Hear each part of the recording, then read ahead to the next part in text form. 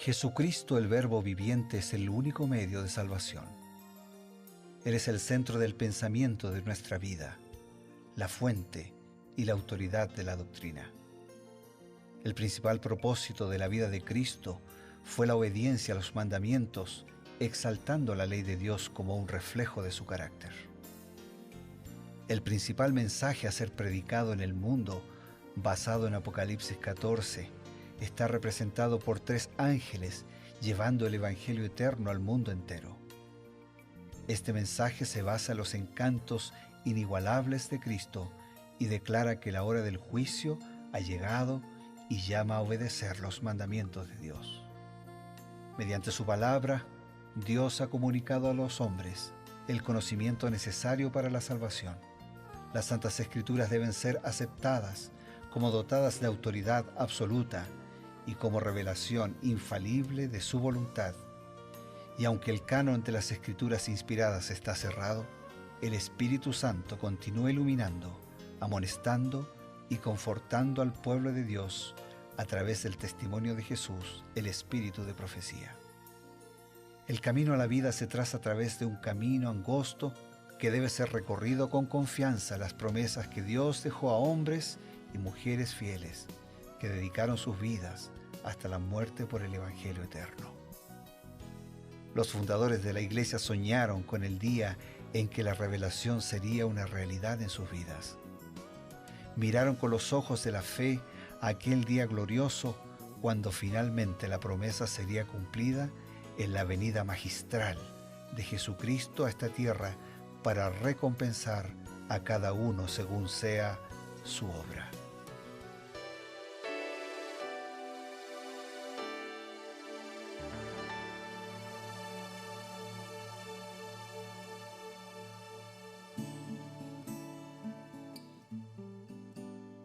Como cada día, apreciados amigos, nos encontramos a través de Nuevo Tiempo, la señal de esperanza, para comenzar su programa Creed en sus profetas.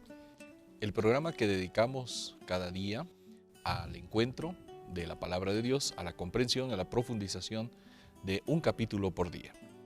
Y es complementario al programa que ustedes ya conocen, Reavivados por su palabra.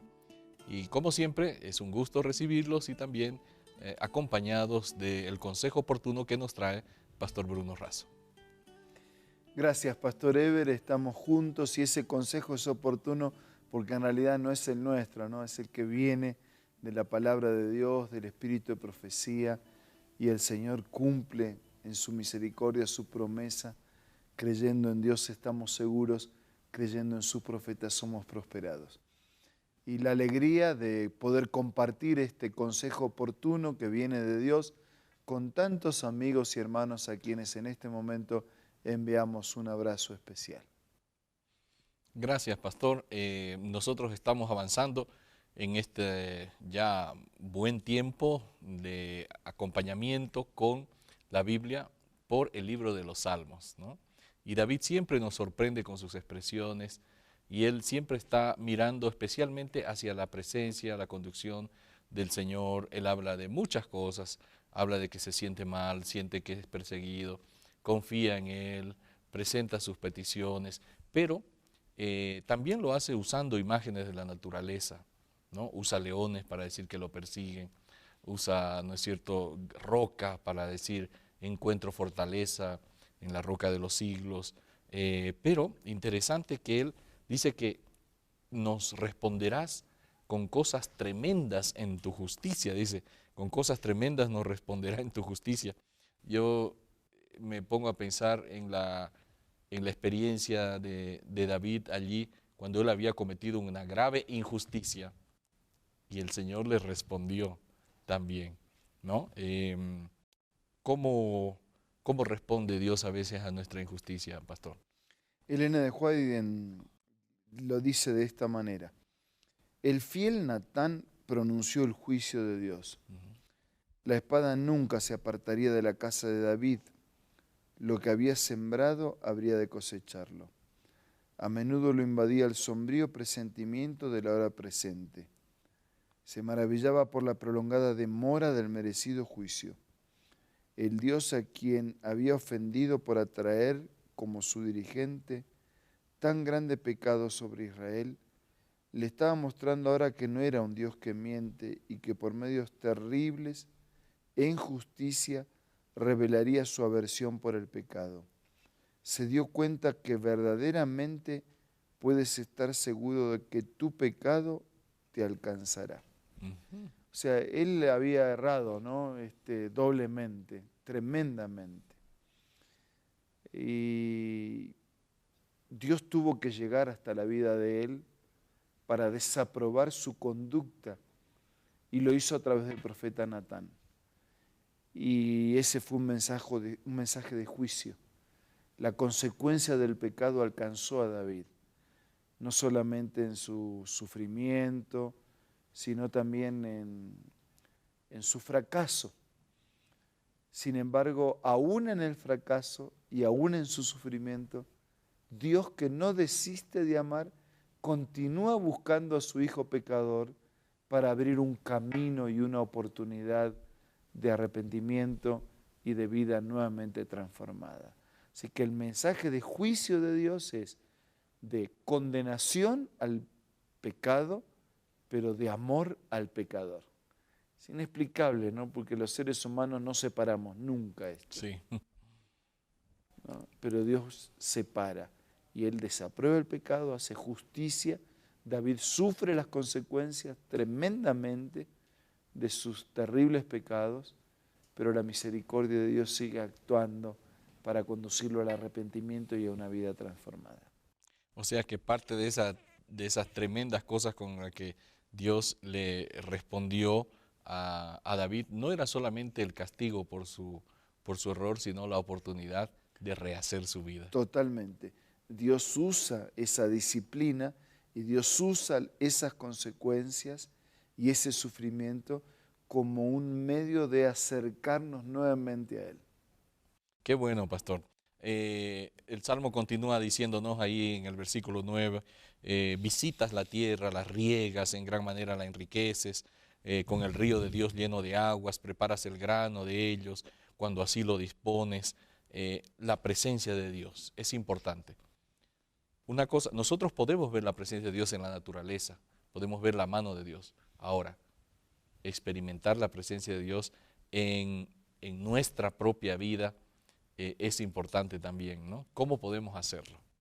Dice en el libro Alza tus ojos lo siguiente: el yo es más difícil de todo lo que tenemos que dirigir. Al abandonar las cargas, no nos olvidemos de poner el yo a los pies de Cristo. Entreguémonos a Jesús para ser moldeados y formados por Él, de modo que podamos ser hechos vasijas de gloria. Las tentaciones, las ideas, los sentimientos, todo debe rendirse a los pies de Cristo. Entonces el alma está preparada para escuchar las palabras divinas de instrucción. Jesús le dará a beber del agua que fluye del río de Dios. Bajo la apacible y suavizante influencia de su espíritu, su frialdad e indiferencia desaparecerán. Cristo será en ustedes un manantial de agua que manará para vida eterna. Linda cita. Claro, porque el agua siempre ha sido señal de vida, ¿no? Yo conozco muchos lugares que eran desérticos y que se creó un valle porque canalizaron las aguas de algún río y que terminaron creando un valle que termina y produce frutas, verduras extraordinarias, ¿no? Dios es el único que puede transformar vidas desérticas, tristes, apagadas, sombrías, en vidas transformadas, floridas, con fruto, con color, con perfume, con fragancia, con alimento. Entonces la figura del agua es extremadamente ilustrativa, porque donde no hay agua hay muerte, ¿no? Claro. Pero donde hay agua hay vida. Y donde está Jesús hay vida. Qué bueno, el Salmo entonces nos hablaba de que el Señor visita la tierra y la riega, y la cita nos está hablando de esa agua de vida, ¿no? Que el Señor transforma toda nuestra sequedad, esta vida, podríamos decir, sin brillo, esta vida reseca de repente por mucha angustia, por mucho problema, en un campo bien regado, donde puede florecer la esperanza. En fin, realmente cuando la cita dice que nos dará a beber del agua que fluye del río de Dios, la influencia del Espíritu Santo transformando nuestra vida, es algo maravilloso, ¿verdad, pastor? Extraordinariamente. En San Juan cuenta, ¿no?, una de las fiestas de gratitud tenía que ver con el agua, y la gente se reunía para dar gracias porque por el agua tenían sus cosechas, y por las cosechas tenían el alimento, los recursos, la vida, la familia, etc., ¿no? Y dice el Evangelio de San Juan que el último día de la fiesta Jesús apareció y él dijo, hola, no es esa agua, ¿no? Yo soy el agua. Así que el agua, así como el agua es indispensable para la vida física, Jesús es indispensable para la vida toda. Gracias, pastor. Nosotros estamos viendo entonces acá la necesidad que tenía el salmista, en este caso el rey David, de que su vida fuera regada a través del agua de vida. Y nosotros también tenemos esa necesidad, ¿no? A través de la cita que nos ayuda a entender esa necesidad que tú y yo constantemente experimentamos. Vamos a recibir consejos importantes y enseguida volvemos.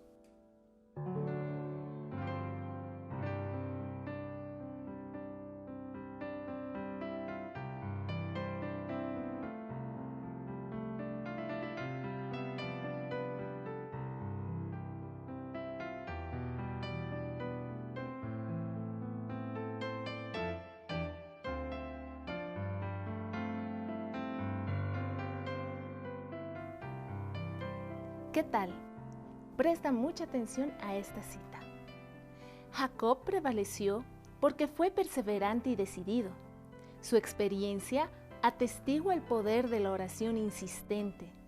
Este es el tiempo en que debemos aprender la lección de la oración que prevalece y de la fe inquebrantable. Las mayores victorias de la Iglesia de Cristo o del cristiano no son las que se ganan mediante el talento o la educación, la riqueza o el favor de los hombres. Son las victorias que se alcanzan en la cámara de audiencia con Dios, cuando la fe fervorosa y agonizante se hace del poderoso brazo de la omnipotencia. Qué lindo, ¿verdad? Esta cita tú la encuentras en el libro La Oración, escrito por Elena G. de White. No puedes perder este maravilloso libro de tu biblioteca personal. Así que te invito una vez más, descárgalo como Elena G. de White del App Store o del Play Store.